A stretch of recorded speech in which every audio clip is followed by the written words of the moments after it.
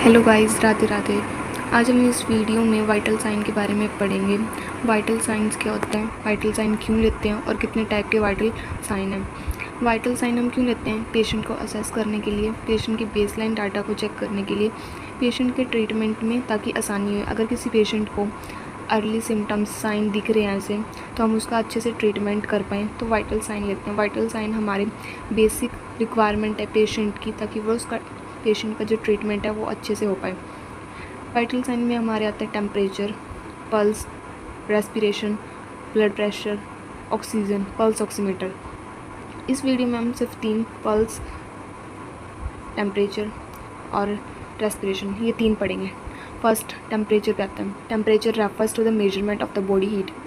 Body के अंदर कितनी हीट प्रेजेंट है वो टेम्परेचर को इंडिकेट करता है। Temperature is a degree of internal heat of a person body, indicate the balance between the production and the heat loss. Heat हमारी बॉडी के अंदर कितना लॉस हो रहा है, प्रोड्यूस हो रहा है। कुछ ग्लैंड्स होते हैं जिसके थ्रू हीट का लॉस होता है, हीट का प्रोडक्शन होता है, प्रोड्यूस होती है हीट, उसी को हम टेम्परेचर कहते हैं कि बैलेंस कितना बन पा रहा है हीट का बॉडी के अंदर। और अल्ट्रेशन आने की वजह से हमें पायरेक्सिया, जिसको हम फीवर बोलते हैं, फीवर को पायरेक्सिया बोलते हैं, तो वो टेम्परेचर बताता है कितना। नॉर्मल टेम्परेचर क्या है हमारा 97.6 to 99.6 Fahrenheit.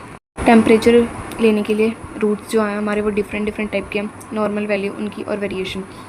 Oral, through mouth, axillary, through under arm जो हम चेक करते हैं न्यूबॉर्न बेबीज़ में, या फिर पीडियाट्रिक्स के जो पीडियाट्रिक्स होते हैं, पीडियाट्रिक्स जो 15-16 एज तक के बच्चे होते हैं, 18 तक एज तक के बच्चे होते हैं, वो पीडियाट्रिक्स में आते हैं।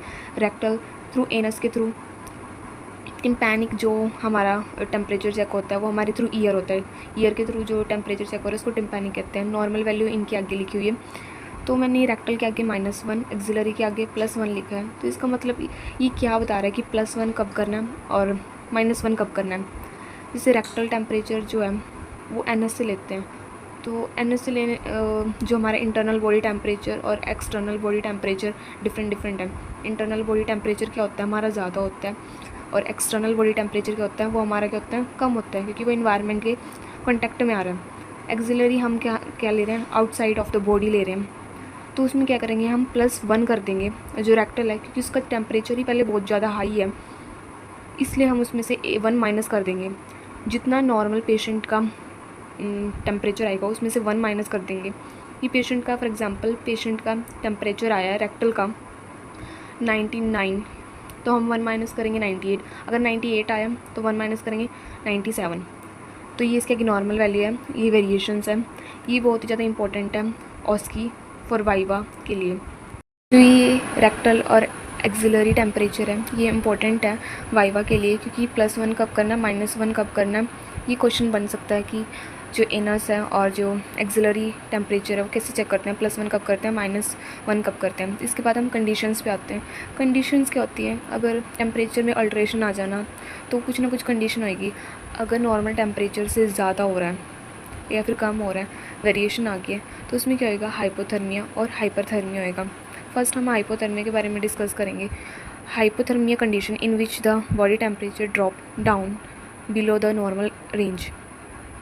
इसमें जो क्या होएगा पेशेंट का, हम जनरली पेशेंट के बारे में बात करेंगे क्योंकि हम जो है नर्सिंग फील्ड या फिर किसी, तो हम जनरली पेशेंट से डील करते हैं। तो जो नॉर्मल टेम्परेचर है पेशेंट का क्या है, कम हो जा रहा है नॉर्मल वैल्यू से। डिग्री सेल्सियस में क्या होता है 35 है, 35 से कम आ रहा है तो हाइपोथर्मिया। और नॉर्मल फ़ारेनहाइट में 95 फ़ारेनहाइट से कम आ रहा है तो हाइपोथर्मिया। साइन और सिम्टम क्या मिलेंगे और नर्सिंग मैनेजमेंट क्या है वो भी सबसे इंपॉर्टेंट है। नर्सिंग मैनेजमेंट सबसे इंपॉर्टेंट है। साइन और सिम्टम क्या है किसी भी डिजीज़ कंडीशन की, ये 2 पॉइंट जो है वो इंपॉर्टेंट है, साइन एंड सिम्टम और नर्सिंग मैनेजमेंट। फर्स्ट क्या है, शीवरिंग, अर्ली साइन। फर्स्ट क्या हमें शीवरिंग देखने को लिए मिलेगी, कोल्ड, पेल स्किन होएगी, स्लर्ड स्पीच, बोलने में दिक्कत होएगी, कन्फ्यूज़न होएगी, और डोरीनेस, ज़्यादा स्लीप। डोरीनेस मीन्स कि एक ज़्यादा डिज़ायर होना स्लीप के लिए, टुवर्ड्स स्लीप, कि नींद आएगी, आलस आएगा, तो उसको डोरीनेस बोलेंगे। हाइपोथर्मिया के बाद हम हाइपरथर्मिया पढ़ेंगे।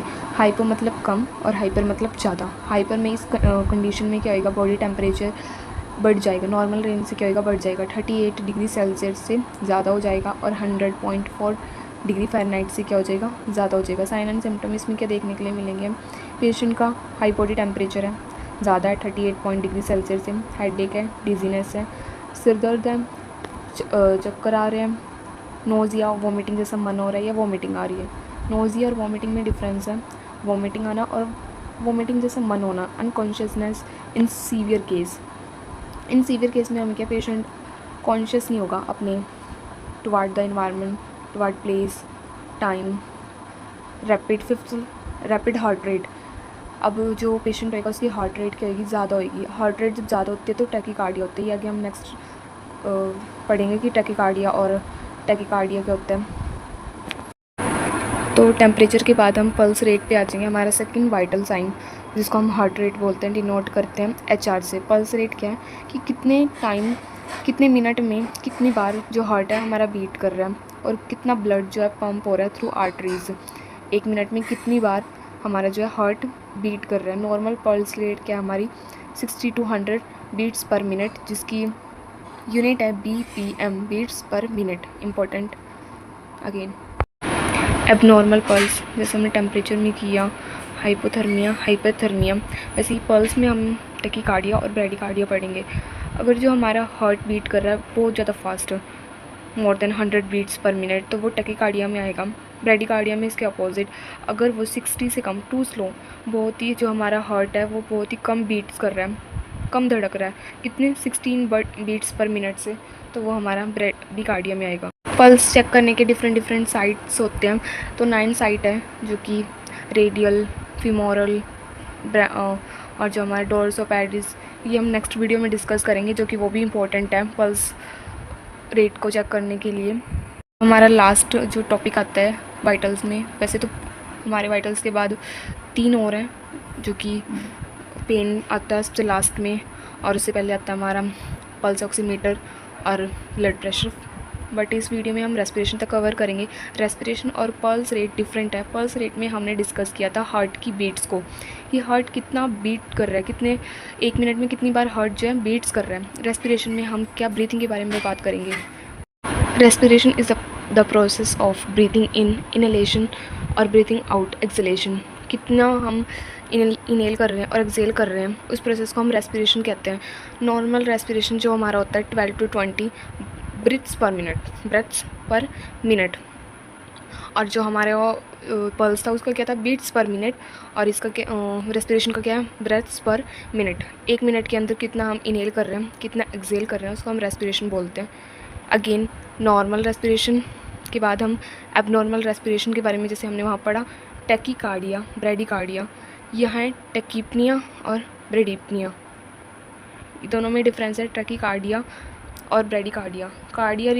टैकीकार्डिया हमें किससे डिनोट कर रहा है, जो टैकीकार्डिया है, कार्डिया मीन्स हार्ट, और जो हमारा ये जो यहाँ टैकीपेनिया आ रहा है, fast breathing, more than 20 minutes पर। जनरली जो रेस्पिरेशन में हम पेशेंट की चेस्ट को देखेंगे कि वो ब्रीथ इन ब्रीथ आउट करते टाइम 1 मिनट के अंदर क्या 12 से 20 के बीच में जो है रेस्पिरेशन अगर आ रही है तो नॉर्मल है, अगर वो 12 से 20 के बीच में नहीं आ रही तो वो एबनॉर्मल है, अगर कम आ रही है तो ब्रेडीपनिया और ज़्यादा आ रही है तो टैकीपनिया। पेशेंट की हमें चेस्ट को असेस करना है, साथ साथ जैसे ही हम पेशेंट की पल्स रेट को चेक करते हैं, पल्स रेट को चेक करने के साथ साथ ही हमें रेस्पिरेशन चेक करना होता है कि पेशेंट कितना इनहेल कर रहा है या फिर एक्सहेल कर रहा है, तो वो देखेंगे हम।